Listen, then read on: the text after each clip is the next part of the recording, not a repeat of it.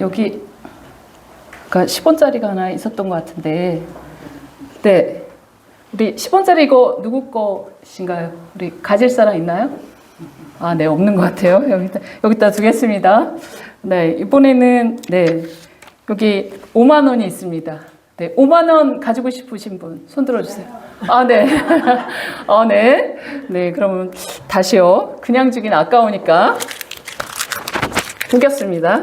네. 이래도 가지실 분 있나요? 네. 이래도 오네요. 다시요. 에이! 주기 아까우니까. 네. 던지고 발로 밟았는데 이래도 가져가실 분 있나요? 네. 네. 네, 우리 간사님께서 귀엽고 가져가신다고 하시는데, 네, 이래도 정말요? 네. 네, 앞으로 나와주세요. 앞으로 나와주세요. 네. 네. 네, 이래도 가져가신다고 하셔서 드리겠습니다. 네. 네. 네, 맛있는 거 사드세요. 네. 여러분, 어떠세요? 10원짜리나 5만 원이랑 둘 다 똑같은 돈인데 10원짜리는 별로 반응이 없었지요. 네. 그런데 구겨지고 발로 밟히고 더러워져도 5만 원은 5만 원의 가치가 있기 때문에 끝까지 원하셔서 가져가셨습니다. 여러분, 오늘 설교 제목이 뭐라고 하죠? 티메라고. 네. 히브리어로 티메는 가치라는 뜻을 포함하고 있는 뜻입니다. 동일한 돈인데 가치가 다르듯이 사람의 가치, 특히 하나님을 신뢰하는 사람의 그 가치가 어느 정도인지 오늘 본문을 통해서 살펴보려고 합니다. 오늘 본문 시편 8장은 다윗의 탄식시들 가운데 아주 보석과 같이 박혀있는 찬양시입니다. 먼저 시편 1장은 복 있는 사람은 이라고 시작하잖아요. 복 있는 사람은 하면서 시작하는데 복과는 다르게 3장에서 7장까지 이렇게 읽어보면 악인들과 죄인들과 오만한 자들이 득세하는 상황입니다. 시편 3편 1장을 보면 네, 같이 한번 읽어볼까요? 여호와여, 나의 대적이 어찌 그리 많은지요? 일어나 나를 치는 자가 많으니이다. 네, 5장 9절도 다윗은 대적자들의 모습을 이렇게 고발하고 있어요. 같이 읽어봅시다.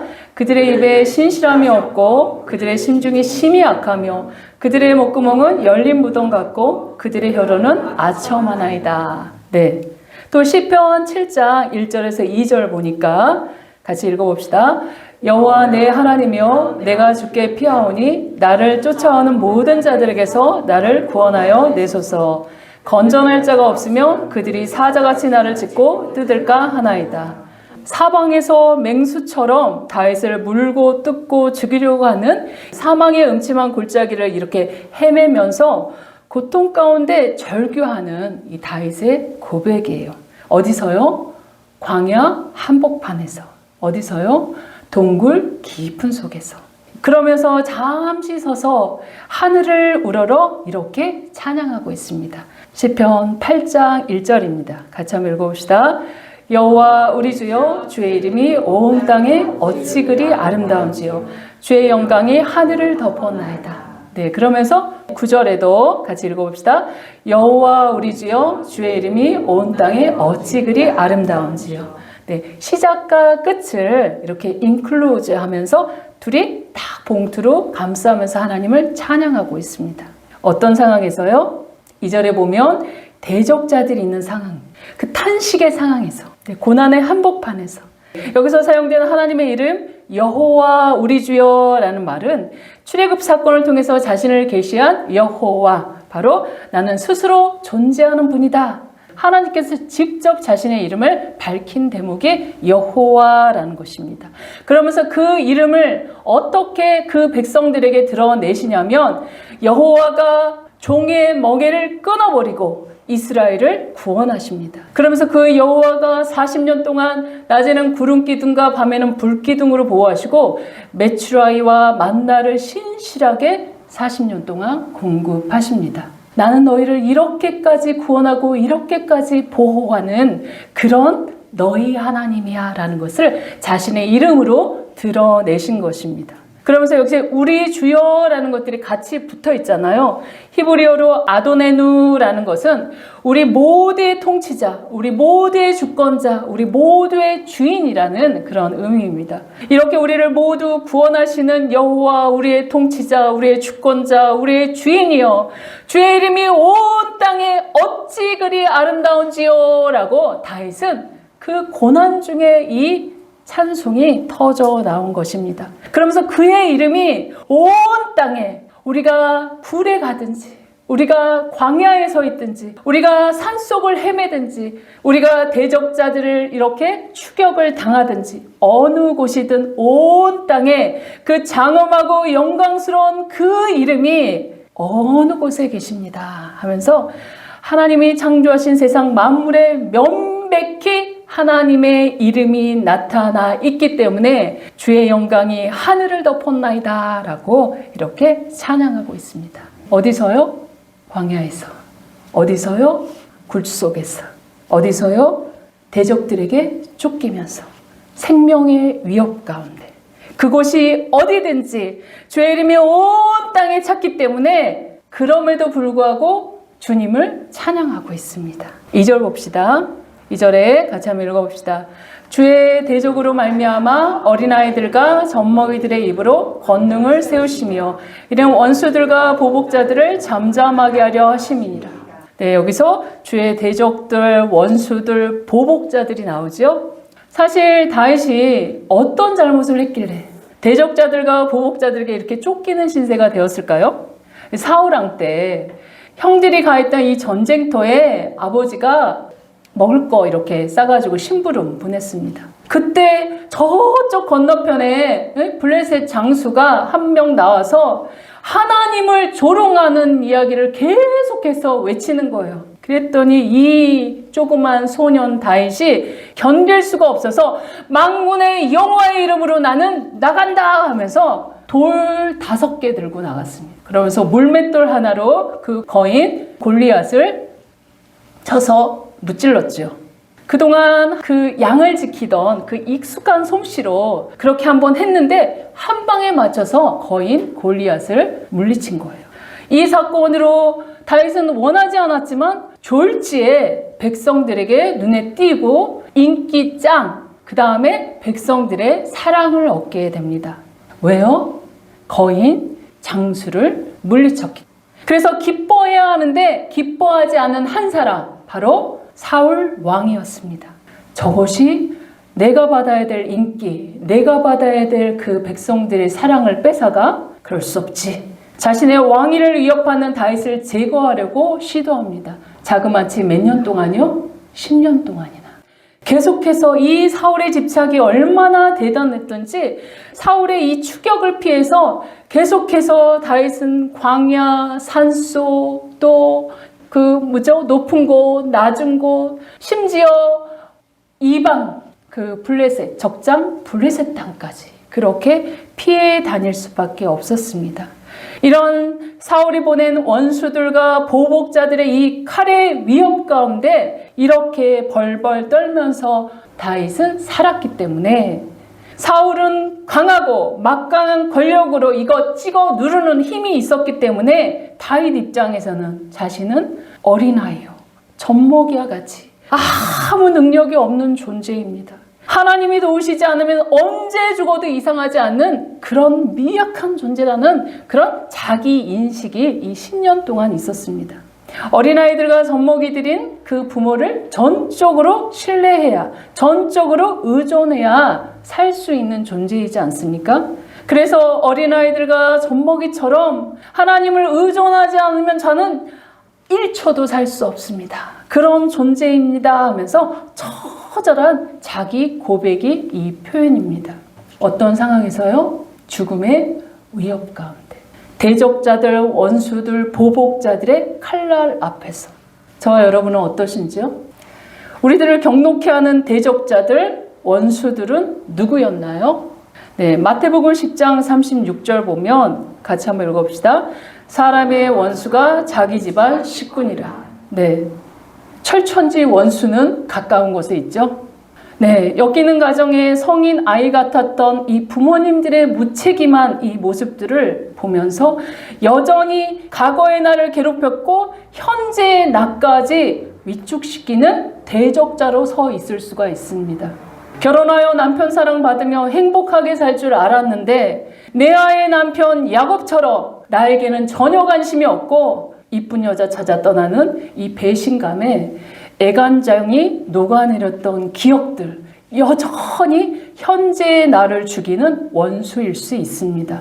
때론 인생의 바닥을 치는 실패로 인한 극심한 재정적인 위기를 경험했다면 언제 닥칠지 모르는 또 다른 재정적인 위기에 그걸 만날까봐, 그게 언제 나를 대적할지 모르는 그 두려움에 사로잡혀서 그렇게 맞서 있을 수도 있습니다.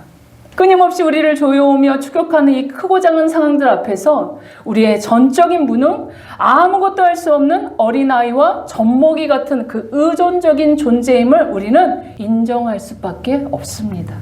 그리고 이런 스트레스 상황들이 잠깐 지나쳤다면 상관없지만 여전히 오랜 시간 우리의 발목을 잡으며 지속된다면 우리도 인식하지 못하는 사이에 스스로 나를 옥죄고 죽이고 스스로 나를 죽여가고 있는 상황일 수도 있습니다. 아니면 반대로 매 순간 분노를 표출하며 나를 죽이는 것이 아니라 주변 사람들, 가족을 죽이고 있는 상황일 수도 있습니다. 이런 상황 가운데 다윗은 시편 38장 6절에 이렇게 표현합니다. 같이 한번 읽어봅시다.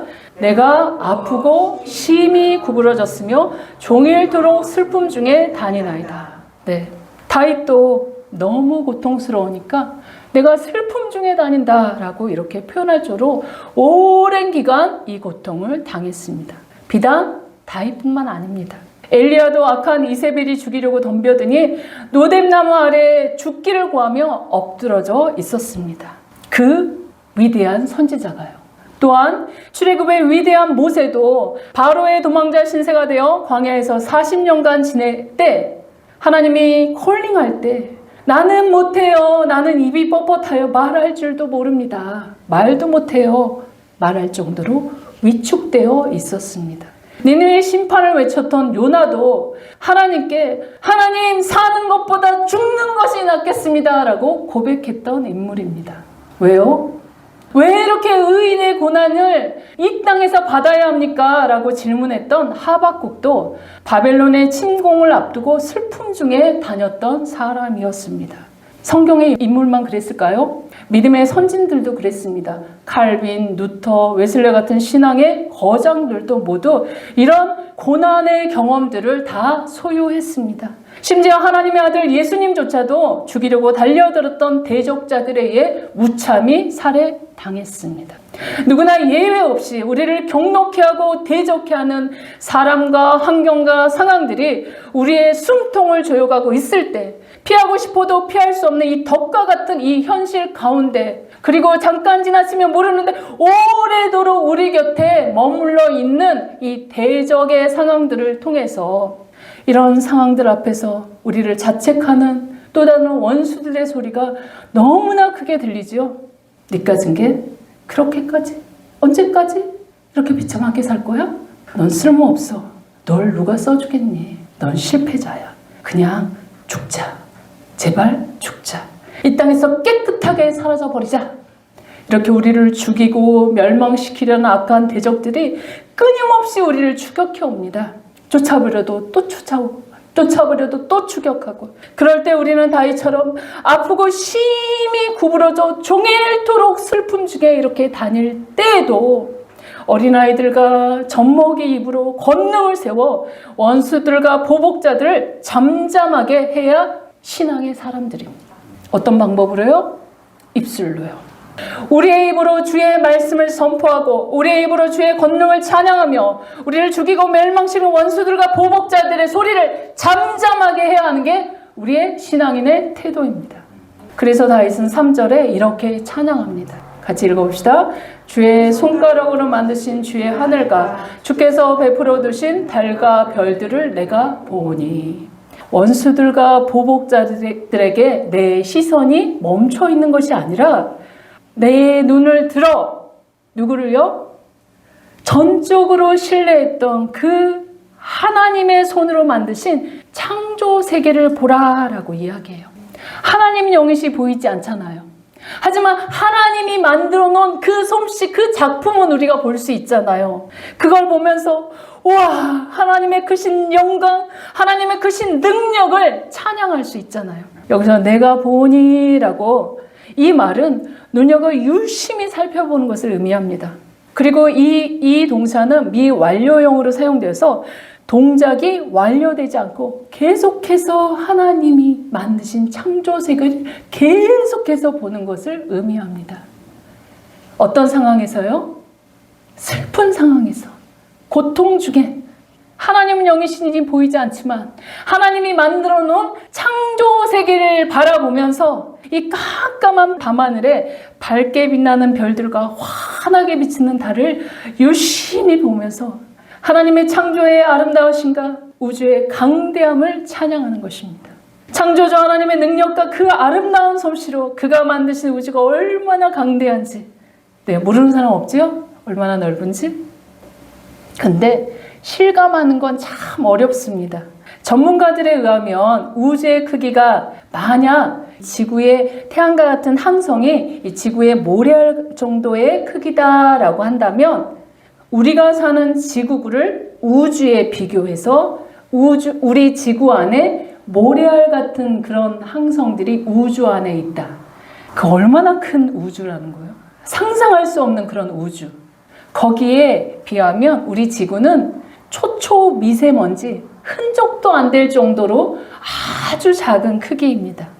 그 크기에 우리가 이 평택 땅에 이 온누리 복음교회에 와서 지금 하나님을 찬양하고 있습니다. 그 광대하신 하나님, 상상을 초월하신 그 하나님의 능력을 의존하며 터져 나오는 다윗의 고백이 4절입니다. 같이 한번 읽어봅시다. 사람이 무엇이기에 주께서 그를 생각하시며 인자가 무엇이기에 주께서 그를 돌보시나이까. 표준 3번역으로 번역하면 같이 읽어봅시다. 사람이 무엇이기에 주께서 이렇게까지 생각하여 주시며 사람의 아들이 무엇이기에 주께서 이렇게까지 돌보아 주십니까? 이 사람이 무엇이기에, 이 단어는 에노시라고 쓰여져 있어서 사람을 나타내는 여러 히브리어 단어 중에서 특히 연약하고 유한한 인간을 강조할 때 에노시라고 씁니다. 인생이 70이요 강건하면 80, 유약하게 100년을 사는 유한한 존재가 사람이다 라고 말씀하고 있는 것입니다. 특별히 여기 인자, 히브리어로 벤 아담에서 사람의 아들이라고 적혀져 있는 건 우리 아담이 뭘로 만든 거 아시죠? 흙먼지로. 이 아다마와 피를 뜻하는 담으로부터 파생된 히브리어 단어가 아담입니다. 흙과 약간의 물, 피로 구성된 아담. 흙먼지와 같이 미약하고 더럽혀지기 쉽고 깨지기 쉽고 상처받기 쉬운 존재라는 것이 아담입니다. 맞는 얘기죠? 한번 생각해 보세요. 남들한테 당하는 건 괜찮아. 그런데 심지어 가족들 앞에서 조금이라도 무시당한 기분이 들면 마음이 상하지요? 사소한 지적을 당해도 쉽게 위축됩니다. 또 하던 일에 성과가 없으면 조급하고 쉽게 좌절합니다. 그런 낙담하는 우리들의 모습을 보면 끌과 같이 미약하고 너무 상처받고 깨지기 쉬운 유한한 존재라는 것을 확인할 수 있습니다. 이렇게 티끌처럼 아무것도 아닌 사람이 무엇이기에 주께서 이렇게까지 생각하시며 사람의 아들이 무엇이기에 주께서 이렇게까지 돌보아 주십니까? 라고 다윗은 감탄하고 있습니다. 왜냐하면 주께서 사람을 생각하시는데 이 생각하다의 히브리어 원어의 뜻을 보면 잊지 않고 계속해서 기억하다라는 뜻입니다. 돌보시다는 말도 똑같이 미완료형으로 쓰여 있어서 완료되지 않고 끝까지 어려움에 처한 자기 백성들을 찾아와서 계속해서 돌보시고 계신다는 그런 의미입니다. 사람은 하나님을 거역하고 잊어버리고 죄로 물들고 그분을 반역하고 오늘도 창조주 하나님의 뜻에 반하여 내 마음과 내 소견에 오른 대로 살아가지만 그럼에도 불구하고 우리를 잊지 않고 기억하고 돌보시는 것. 왜 그러실까요? 예레미야 31장 3절에는 같이 한번 읽어봅시다. 내가 영원한 사랑으로 너를 사랑하기에 인자함으로 너를 이끌었다. 네, 하나님이 우리를 끝까지 돌보시는 이유는 끝도 없이 영원한 사랑으로 사랑하시기 때문이다. 사랑 때문이다 라고 말씀하십니다. 그래서 우리가 어떠한 공경에 처해도 반역을 저질러도 긍휼히 여기시고 또 찾아오시고 또 위로하시고 위경 가운데 건져내시고 싸매어주시고 눈물을 닦아주시고 그 어머니가 젖먹이 자녀를 품에 안아 돌보듯이 우리를 인자함으로 이끌어 주십니다. 이 시간 우리도 다윗처럼 고백해 볼까요? 한번 고백해 봅시다. 시작. 내가 무엇이기에 주께서 이렇게까지 생각하여 주시며 내가 무엇이기에 주께서 이렇게까지 돌보아 주십니까? 아멘. 네, 누구에게도 말할 수 없는 고통들을 하나님께서 내가 안다 라고, 내가 기억한다 라고 말씀하시는 것입니다.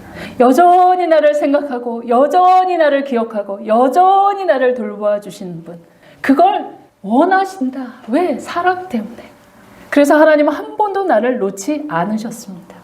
내가 외면해서 문제이지 하나님은 어린아이와 젖먹이처럼 하나님을 신뢰하는 나를 항상 주목하여 따라다니십니다. 사랑하시기 때문에. 그렇게 여러분도 좋지 않은 상처와 그 아픈 기억들, 가슴속에 차곡차곡 쌓아놓은 그것들 이제 하나씩 꺼내서 과감하게 버리고 딜렉트, 삭제하는 작업 해야 합니다. 왜냐하면 하나님 나를 이렇게까지 사랑하시는데 내가 그거 가지고 나를 미워하고 나를 죽이고 나를 멸망시키는 자리에 끌어다 놓으면 하나님에 대한 반역입니다. 우리의 인생의 주인 대신 진정한 위로자, 진정한 치료자, 우리 주님께 우리의 모든 아픔과 슬픔, 쓴뿌리들을 다 내려놓읍시다. 다시는 돌려받지 맙시다. 주님 믿지 못해요. 그건 내 거거든요. 하면서 다시 가지고 와서 다시 꺼내서 곱씹는 이 파괴적인 마귀짓 하지 맙시다. 10년 깊은 속에서 들리는 이 원수들의 소리에 반응하지 맙시다. 왜요? 나는 그리스도 안에서, 십자가 안에서 이미 죽었으니까, 나의 옛사람이 이미 죽었는데 왜 자꾸 그 소리에 반응합니까? 나는 그리스도 안에서 새로운 피조물입니다. 그러니까 그 원수들의 소리에 허허 니까짓 거 그렇게 조롱하면, 그래 나는 그런 존재였어. 그렇게 돌려치면서 아무리 원수가 그렇게 우리를 조롱하는 그런 소리를 갖다 준다 하더라도 반응하지 않으면 효과 제로입니다. 아무리 구겨지고 질밟혀도 5만 원은 5만 원의 가치가 변하지 않았던 것처럼 우리가 상처받고 구겨지고 너덜너덜했다 하는 그 각오와 그 경험이 우리를 이렇게 이끌어왔다 하더라도 우리의 가치는 변하지 않습니다. 왜냐하면 하나님의 사랑받는 존재라는 그 유일한 그 가치는 변하지 않습니다. 그렇게 우리의 입으로 주의 권능의 말씀을 선포함으로 원수들과 보복자들을 잠잠하게 만듭시다. 마음이 상해도 좋지도 않은 상처 이제 받지 맙시다. 그 원수들에게 토스합시다. 그리고 우리가 어떤 존재인지 선포합시다. 5절 같이 한번 읽어봅시다. 그를 하나님보다 조금 못하게 하시고 영화와 존귀로 간을 씌우셨나이다. 네, 나는 하나님보다 조금 못한 존재다. 나는 하나님이 영화와 존귀로 왕관을 씌워주신 그런 사람이다 라고 선포하는 것입니다. 이게 원수와 대적자들을 밟아 물리치는 선포하는 방법입니다. 여기서 하나님은 엘로힘 하나님인데, 이 엘로힘 하나님은 창세기 1장 1절에 태초에 하나님이 천지를 창조하시니라 할 때 엘로힘 하나님이 나옵니다. 바로 전능하시고 능력의 하나님, 창조주의 하나님 할 때 엘로힘 하나님이 나오는데, 단수이면서 복수로 나타나는 이 하나님, 한 분이시면서 세 위격으로 존재하는 삼위일체 하나님, 서로 사랑으로 관계하시는 하나님, 이 공동체이기 때문에 이분한테 흘러나오는 건 사랑밖에 없다. 하나님은 시, 공간, 수 개념을 초월하는 분이시기에 인간의 언어로 어떻게 표현해도 하나님을 다 담아낼 수 없지만 성경에 드러난 하나님의 속성들을 보면 하나님은 영원하시고 불변하시고 어느 곳이나 존재하시고 편재하시는 분이시고 모든 것을 아시는 전지하신 분이시고 무엇이든 다 하실 수 있는 능력의 하나님 전지전능하신 분이십니다. 또 모든 곳에 안 계신 곳이 없는 무소부재하신 분이십니다. 모든 것에 실수가 없으신 100% 완전하신 분이십니다. 이런 하나님보다 조금 못하게 나를 만드셨다. 믿기지 않으시죠? 네, 맞습니다.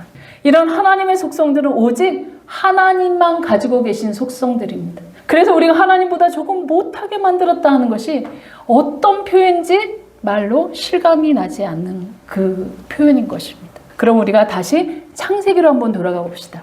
창세기 1장 26절, 27절 하나님 우리를 어떻게 창조하시는지 다시 점검해 보겠습니다. 같이 한번 읽어봅시다.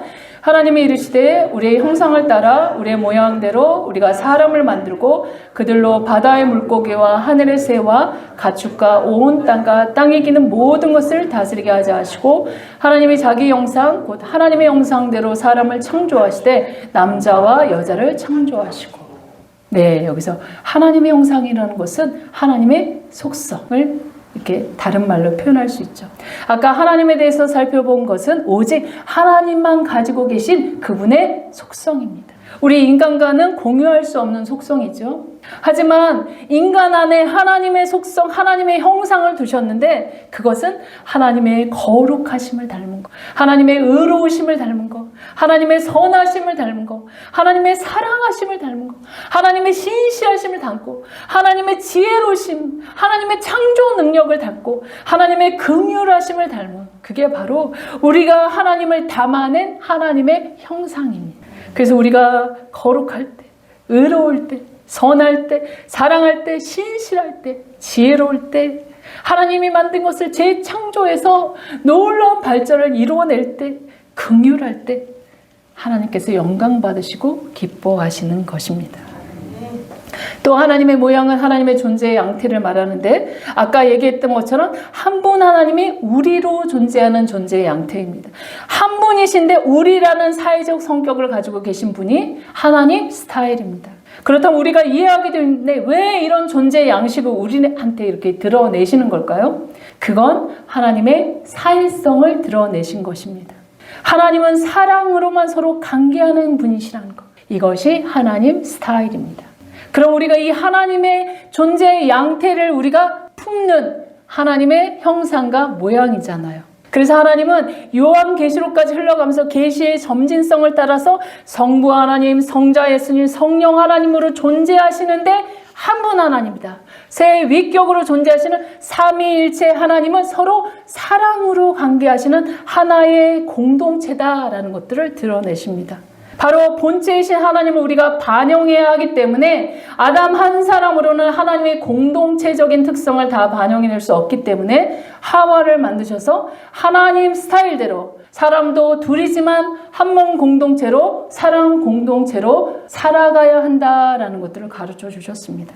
바로 에덴의 모형, 가정의 모형, 교회의 모형, 사랑 공동체입니다. 그래서 혼자 있으면 마귀의 밥이 되지만 함께 모여 함께 사랑을 나누면 우리가 하나님의 거룩함을 이루어드릴 수 있는 공동체가 되는 것입니다.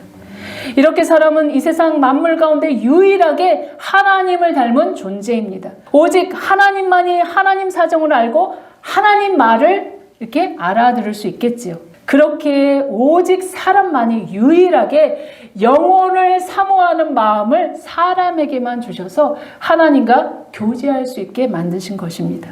우리의 육체는 잠깐 보이다가 없어지는 안개와 같이 연약하고 티끌과 같은 유한한 존재이지만 우리 육체 안에 담겨진 영혼은 영원토록 소멸되지 않은 하나님의 모양과 형상이 담겨진 그런 존재입니다.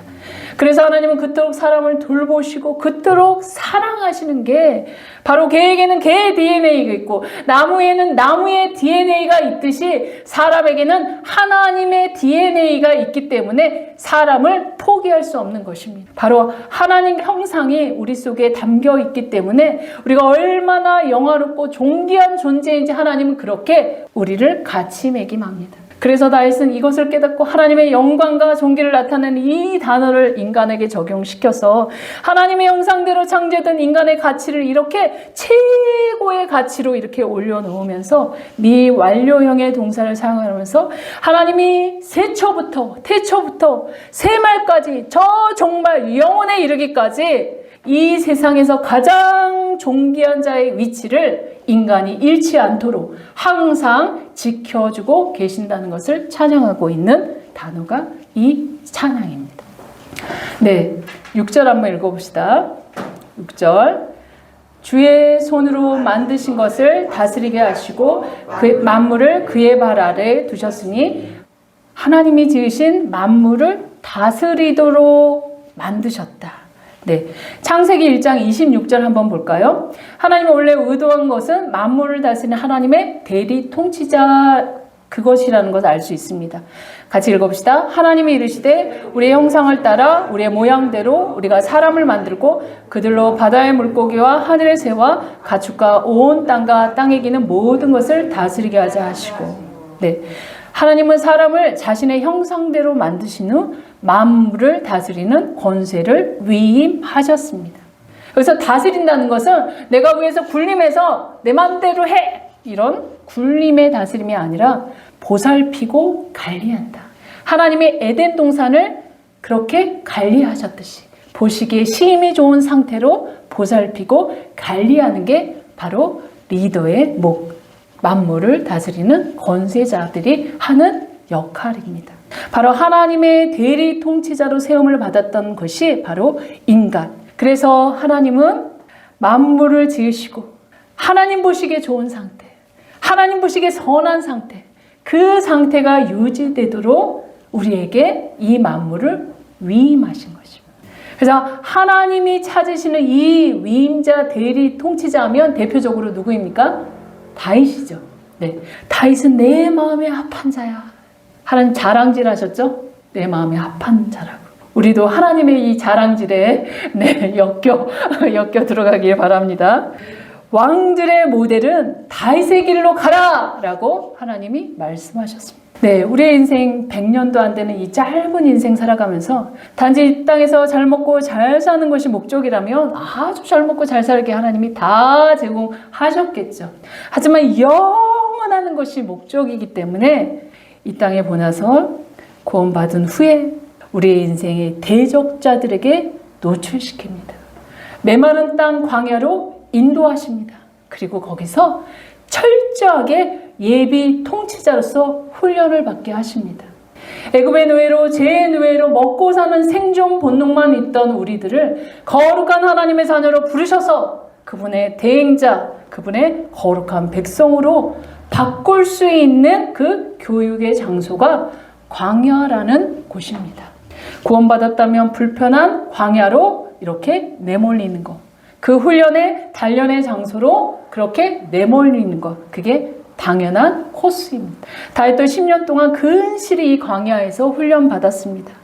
사실 다윗은 왕위에 오를 입장이 아니었습니다. 막내였고 사울에게 끊임없이 쫓김당하고 또 왕이 되어서는 그 아들의 반역으로 배반당하고 바로 파면당할 수밖에 없었습니다. 밧세바 때문에 온 천하의 부끄러움을 당하는 그런 수치스러운 인물이었습니다. 우리가 보기에는 흠결이 많고 완전해 보이지 않고 흠이 너무 많은 사람이지만 다윗은 위기 때마다 낙심하지 않고 하나님을 향해서 어린아이처럼 젖먹이처럼 그분을 신실하게 의뢰했습니다. 자신을 죽이려고 찾았던 사울왕을 2번이나 죽일 수 있는 기회를 얻었지만 그는 온 땅에 하나님의 이름이 가득합니다 하면서 하나님이 기름 부어 세우신 왕을 자신의 소드로 처단하지 않았습니다. 왜요? 하나님의 이름 때문에. 하나님의 이름에 스크래치 내지 않게 그는 하나님께 맡겼습니다. 원수 갚음이 내게 있다. 그 말씀대로 순종했습니다. 동시에 이런 마음으로 백성들을 다스리는 리더로 훈련되었는데 사울에 쫓겨다닐 때 환난당하고 빚지고 마음이 원통한 자들이 늘 다윗을 따라다녔습니다. 여러분, 우리 개척교회 하는데 개척교회 잘난 사람들 옵니까? 네, 개척교회 하면 환난당하고 빚지고 마음이 원통한 자들만 옵니다. 그리고 열심히 우리에게 이 대리 통치자로서 훈련시키십니다. 다윗처럼 그들을 섬기고 다스리고 기르면서 왕으로 준비되어 가는 것입니다. 그렇게 될 때 나중에 온 이스라엘을 다스리는 신실한 왕이 될 수 있었던 그것이 이 10년 동안의 강야 훈련 기간 때문에 그가 그렇게 위대한 왕으로 세워질 수 있었던 것입니다. 그런데 여러분, 광야 훈련 받을 때 우리가 꼭 기억해야 할 거 고린도전서 10장 5절입니다. 같이 한번 읽어봅시다. 그러나 그들의 다수를 하나님이 기뻐하지 아니하셨으므로 그들이 광야에서 멸망을 받았느니라. 준비되지 않은 다수는 어떤 사람인가요? 자신의 정체성과 사명을 망각하고 상처와 원망과 불평으로 마지못해 따라다니는 사람들입니다. 하나님 이런 사람들과 일하기 꺼려하십니다. 불편하지만 우리를 쳐서 훈련시켜야 합니다. 내 자아를 쳐서 주의 말씀에 복종시킵시다. 하나님의 대리 통치자로서 나의 내적, 외적인 준비를 갖추기에 실력을 보강합시다. 그러기 위해서 하나님의 말씀 우리는 부지런히 연구하고 깨어서 기도하며 우리의 영성을 키워 나갑시다. 우리의 도움이 필요한 사람들에게 다가갑시다. 하나님 나라 확장 위해서 어느 곳이든 불러주는 곳에 우리가 가서 섬깁시다. 이렇게 이 땅에서 하나님의 통치 대행자로서 훈련되어질 때 영원한 하나님 나라 새하늘과 새 땅을 상속받는 그런 왕이 되는 것입니다. 그리고 그 통치, 그 실력이 있기 때문에 온 천하를 맡겨도 우리가 넉넉하게 감당할 수 있는 그런 통치자가 될 수 있는 것입니다. 여러분 이제 자기 자신의 가치를 어떻게 정하시렵니까? 좋지도 않은 과거의 아픔과 상처 끌어안으면서 가치도 없는 10원짜리 인생으로 주저앉으시렵니까? 아니면 만물을 다스리는 하나님의 대리 통치자로서 여러분의 가치를 매기시겠습니까? 비록 흙먼지와 같은 연약하고 유한한 존재이지만 하나님이 생각하시는 저와 여러분은 하나님의 형상, 하나님의 모양, 하나님보다 조금 못하지만 본질상 하나님의 가치, 그 가치라는 것을 기억하시기 바랍니다. 그러기에 죄로 인해 영원히 멸망길로 가는 우리들을 참아볼 수 없어서 하나님의 아들 독생자 바로 하나님 자신 예수님이 십자가에 못 박혀 그 죄의 값을 치름으로 그 보배로운 하나님의 피값으로 우리를 사신 것입니다. 그래서 나는 예수님 자리, 나는 하나님 자리. 읽어봅시다. 나는 예수님 자리, 나는 하나님 자리. 온 우주와 통틀어서 바꿀 수 없는 하나님 자리라는 것입니다. 보이는 것뿐만 아니라 보이지 않는 창조물들도 우리들의 발 앞에 굴복합니다. 여러분이 생각하는데 아주 크다고 생각하고 아주 나쁜 자라고 생각하는 그 우리의 대적 사단 마귀 있죠. 그런데 하나님이 만드신 영물 중에 가장 낮은 위치에 있는 자가 바로 사탄 마귀입니다. 저들은 불과 유황못에 던져지는 거 예약되어 있습니다. 영원한 무적행위에 들어가는 거 이미 정해져 있는 범죄자들입니다. 그 범죄자들 뭐가 무서워서 벌벌벌벌 떱니까? 그 악한 것들 우리 손가락 하나 건드리지 못합니다. 왜요? 하나님 자리니까. 하나님이 보호하시고 눈동자같이 지키시니까. 그 악한 것들에게 속한 대적들과 원수들이 속닥거리는 것에 속지 맙시다. 입술로 악한 자를 대적하며 하나님의 말씀을 선포하고 그 입술로 하나님을 찬양합시다. 우리가 이 전쟁에서 승리하면 세상의 부모에게 이게 상속을 받아도 정말 조그만 거 상속받아도 우리의 형편이 확 풀려지는데 만왕의 왕이시고 온 우주의 주인이신 이 하나님의 아들로 왕권을 온 우주와 만물을 상속받는데 다윗처럼 우리가 찬양이 터져 나오지 않겠습니까? 우리 찬양해 봅시다. 어떻게 해요? 내가 무엇이기에 주께서 이렇게까지 생각하여 주시며 내가 무엇이기에 주께서 이렇게까지 돌보아 주십니까? 아멘.